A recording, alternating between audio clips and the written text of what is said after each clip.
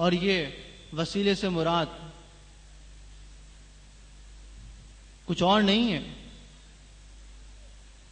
کوئی اور وسیلہ جو ہے قرآن میں جو اللہ نے فرمایا ہے، محدث کرام اور بڑے بڑے علماء کرام اس بات پہ اجماع ہے، وہ فرماتے ہیں وسیلے سے مراد صرف اور صرف ذات محمد مصطفیٰ صلی اللہ علیہ وسلم، اس کے بغیر تو چارہ ہی نہیں چل سکتا۔ اور جو لوگ کہتے ہیں ہمیں ضرورت نہیں وسیلے کی، تو میں ان سے کہتا ہوں کہ دنیا میں تم کیوں کتنے وسیلوں سے کام کر رہے ہو؟ دنیا میں بھی وسیلے کی تمہیں ضرورت نہیں ہونی چاہیے۔ تم تو زندہ سے مردہ ہونے تک وسیلوں میں چل رہے ہو۔ اب آپ نوٹ کریں کہ انسان اگر اس کا جنازہ جا رہا ہے، وہ خود تو نہیں جا کے قبر میں لیٹتا، اس کو لوگ کندھا دیتے ہیں، کندھا لے کے جاتے ہیں، وہاں بھی اس کو وسیلہ چاہیے کہ کوئی کندھا تو دے، کندھا ہی نہیں دے گا پھر کیسے جائے گا قبر میں؟ مثال کے طور پہ کوئی آدمی رزق کمانے جاتا ہے تو ایسا تو نہیں ہے کہ گھر میں بیٹھے بیٹھے اللہ تعالیٰ رزق عطا فرما سکتا ہے۔ اللہ تعالیٰ ہر چیز پہ قادر مطلق ہے۔ جیسے بنی اسرائیل کے لیے اللہ نے 6 روٹیاں اور مچھلیاں بھیجی تھیں، تو اللہ تعالیٰ چاہے یہ کر سکتا ہے۔ اللہ نے قانون بنایا ہے کہ تم محنت کرو گے میں اجر دوں گا، تم ذریعہ نکالو گے میں تمہیں عطا فرماؤں گا۔ تو انسان جاتا ہے، محنت کرتا ہے۔ اب صبح انسان جا رہا ہے، کوئی بس میں جا رہا ہے، کوئی گاڑی میں جا رہا ہے، کوئی اسکوٹر میں جا رہا ہے،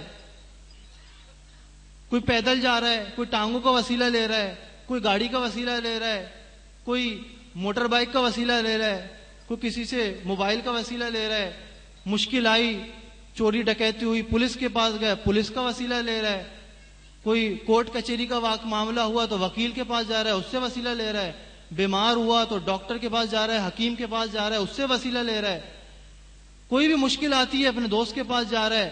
جب دنیا میں تم ہر کام کے لیے وسیلہ مانگ رہے ہو تو آخرت میں کیسے بغیر وسیلے کے جاتے ہو؟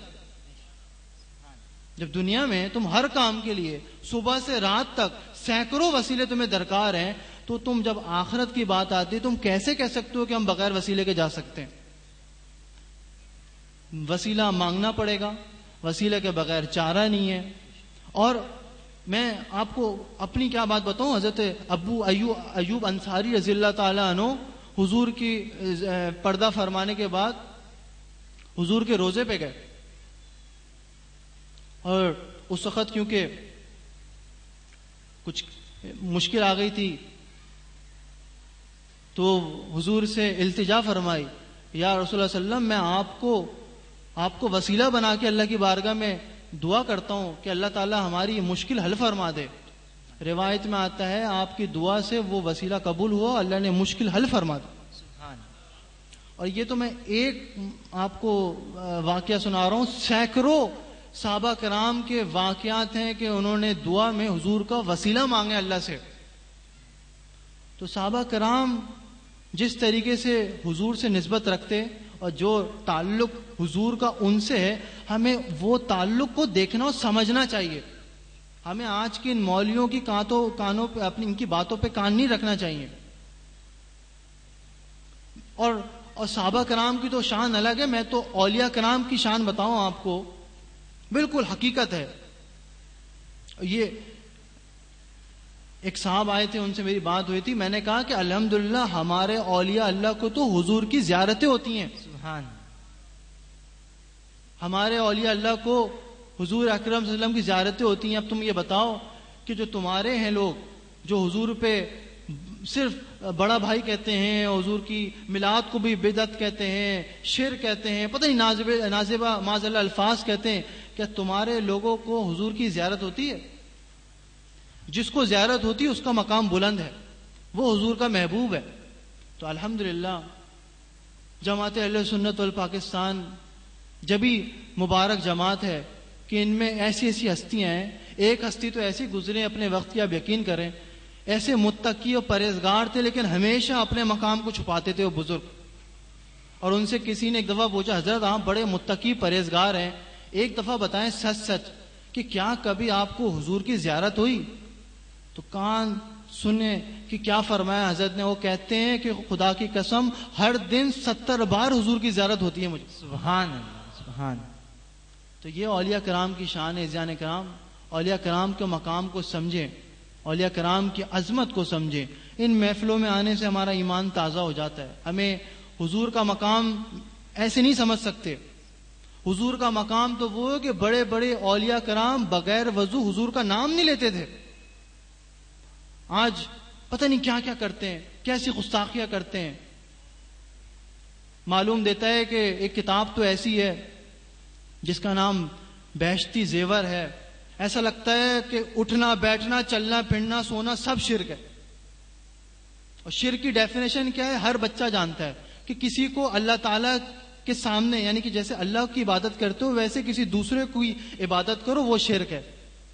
یعنی کسی دوسرے کو خدا تسلیم کر لو. ہندو شرک کرتے ہیں، انہوں نے بت بنائے ان کی پوجا کرتے ہیں، وہ شرک ہے. عیسائی بھی پوجا کرتے ہیں، کوئی سورج کی پوجا کر رہا ہے، کوئی ستارے کی پوجا کر رہا ہے. وہ جو اللہ کے علاوہ خدا مانگ رہے ہیں، ان کو مانگ رہے ہیں، وہ شرک ہے. اب میلاد کی محفل بنانے میں کون سا شرک ہو گیا؟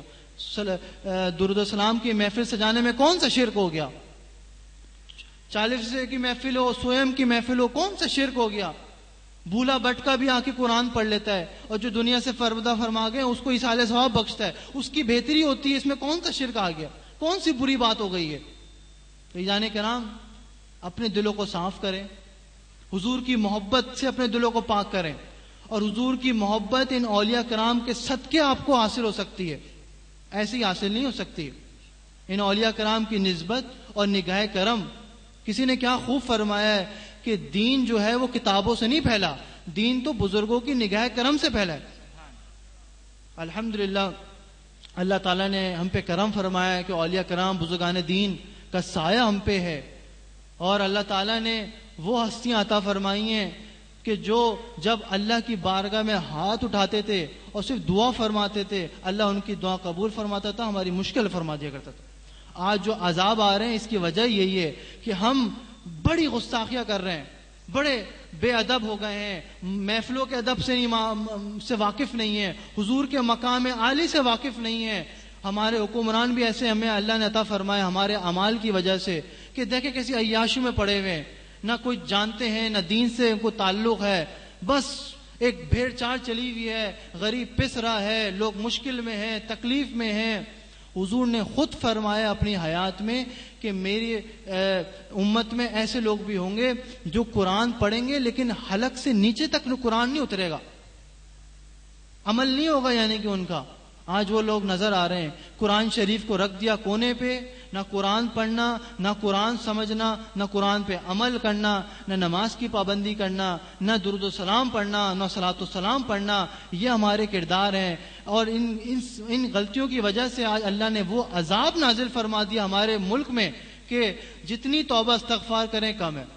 ہمیں چاہیے کہ کثرت سے محفل میلاد کی محفلیں سجائیں، اپنے دلوں کو پاک کریں اور اللہ تعالیٰ سے گڑگڑاہٹ کے ساتھ، جب تک آنسو نہیں آئیں گے جب تک تمہاری دعا قبول نہیں ہوگی، گڑگڑاہٹ کے ساتھ اپنی گناہوں کی معافی مانگیں اور اپنی بخشش طلب کریں. اور حضور کا مقام اللہ ہمیں توفیق دے کہ ہم وہ سمجھ سکیں. جب تک حضور اکرم صلی اللہ علیہ وسلم کا مقام نہیں سمجھ سکیں گے ایسے ہی اندھے گھومتے رہیں گے اور اپنا مردہ دل لے کے گھومتے رہیں گے. نہ نماز میں مزہ، نہ کسی عبادت میں مزہ. اللہ تعالیٰ ہمیں حضور کی سچی عقیدت اور محبت عطا فرمائے اور حضور اکرم صلی اللہ علیہ وسلم سے ہمارے جو رشتہ ہے اس کو مضبوط بنائے. اور اللہ تعالیٰ ہمیں اسی طریقے سے میلاد النبی صلی اللہ علیہ وسلم محفل سجانے کی توفیق عطا فرمائے.